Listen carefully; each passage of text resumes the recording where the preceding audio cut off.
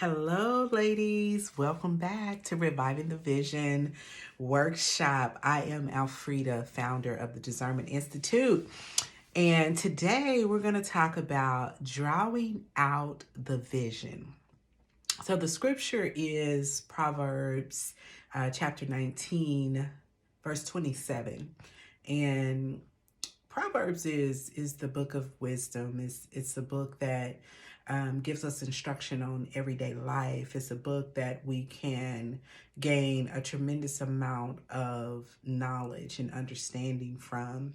And this particular scripture says, "Stop listening to instruction, and you will stray from the words of knowledge." So I thought about this scripture, and there's some other scriptures that are surrounding this that are relevant to this. But when I think about what the writer is saying in this book, stop listening to instruction, what I hear is, who are you listening to? Who are you getting your instruction from? How is the vision being planned out? How is what you have on the inside of you that you know God has placed in you to accomplish? Who's giving you the instruction on how to draw that thing out? Are you asking God for instruction? Are you asking God to place the correct people in your life? Are you wondering how you're going to get there? Are you indecisive about what's going on? What is your mindset around drawing out the vision? Because there's a thing called indecisiveness and procrastination that hides within us. And that thing makes excuses or says the time is not right, or we become very indecisive about movement, about taking action because of what may happen, because of this underlying, I don't know what's going to happen if I do that. I don't know what's going to happen if I put that in the atmosphere. I don't know what's going to happen if I write that down on paper. I don't know what's going to happen if God really did say that to me and I don't do anything about it. So I'm just not going to acknowledge that I heard that thing. And what I want to draw out for us in this particular session is that it's never going to leave you, that burning desire on the inside of you. It's not going to go away. What's going to happen if you fail to move on it is that you will become irritable. You may become depressed. You may play the victim role. There's a lot of things that happen in our life when we're not living up to our full potential. And our potential is wrapped in us fulfilling the vision that we have. Our potential is not fully realized until we actually get to moving. And drawing out the vision happens when we're in an environment, in a mindset that we can hear instruction and take action. If you stop hearing instruction and taking action, then you don't gain any knowledge. Example, I can go to 1,000 conferences. I can watch 10,000 hours of training, all full of instruction, all full of ways to get me on the pathway to fulfilling my vision. Tons of knowledge shared. But until I actually move upon the vision, then that knowledge will escape me. It will leave me. So how do you draw out the vision?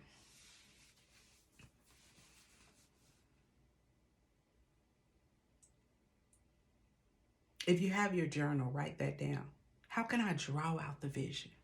What can I do to draw the vision out? And I don't mean draw it out as an artist would draw a picture. I mean draw it out of the inside of you. Draw it. Draw it out. Like a person would go to a well and draw water out. Like the well is deep. The well is down below ground level. That's where you reach the water. And you have to take a container, something, and you have to have a rope and a pulley system to take that container all the way down, that bucket all the way down below ground level, and get the water and draw it out, draw it out, draw it out.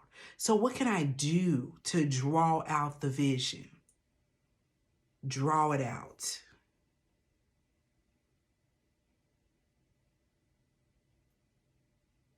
Instruction, writing it down, having a plan. You draw the vision out from planning it. I have papers at my desk, a lot of them, lots of plans. But the greatest thing that you can do is to write it down. Listen to what God is speaking in your inner ear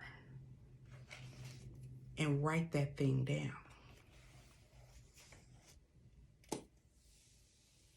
When you pursue instruction, when you pursue coaching, when you pursue mentorship, take action on the things that you receive. Because I'm certain if you're receiving instruction, whether it be from God or whether it be from people that have been placed in your life to propel you forward into living out the vision,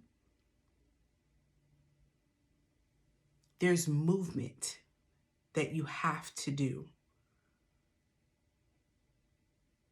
You have to move on it, or that knowledge will escape you. How many times have you been in a place where something just dropped in your spirit? A lot of people refer it to God downloaded this thing to me, and I didn't write it down right then and there, but I kind of know what it is. Can I encourage you that when you have those moments, even if they seem bigger than you, what dropped in you, write those things down. Because now may not be the season for you to take action or movement on that. But as you go through the plan, God will continue to give you instruction. And those things that you write down will begin to come to pass. And you'll be able to reference back and look at those things.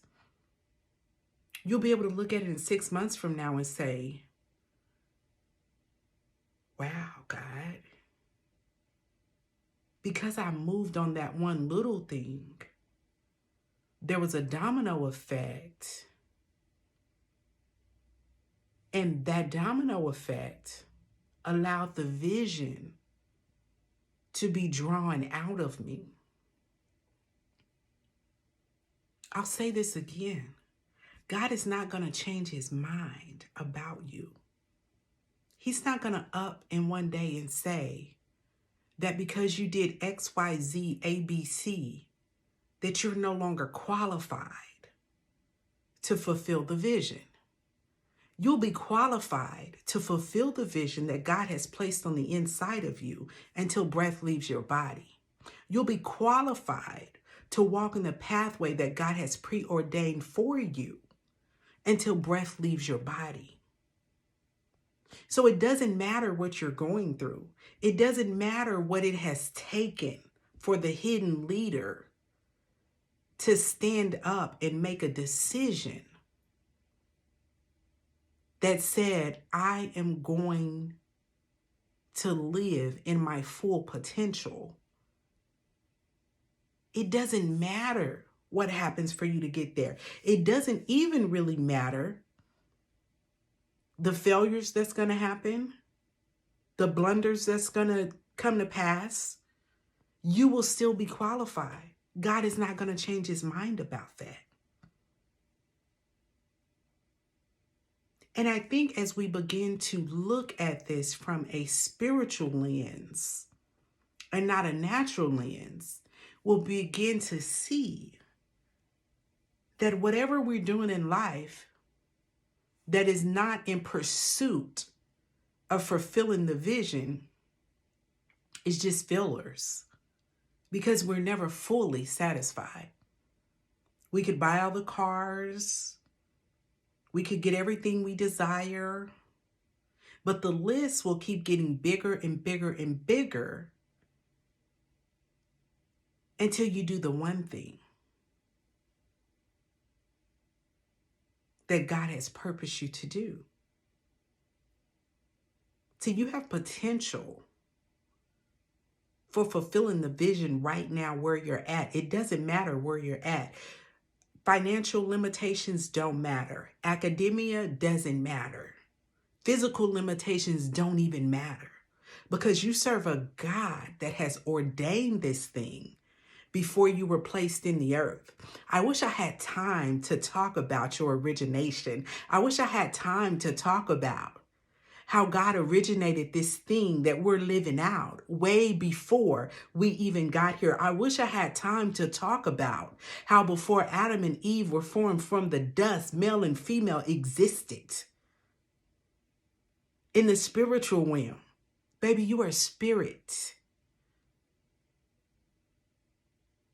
So your purpose was ordained before you got here. And the vision that you have sitting on the inside of you, your life has developed and qualified you to be able to live it out. I'm nearly out of time, but I want to challenge you to draw out the vision. How do I draw out the vision?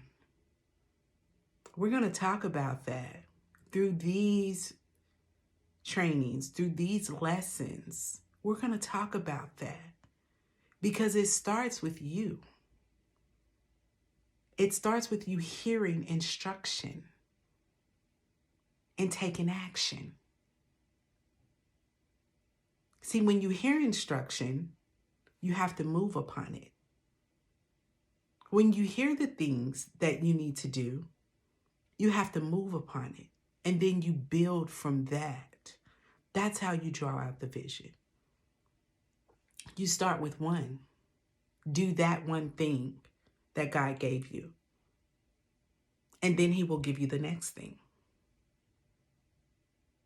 Complete the next thing, and God will give you the next thing. See, what happens a lot of times is we get stuck because the last thing that God told us to do, we still haven't done it yet. So start with the one thing, that one instruction.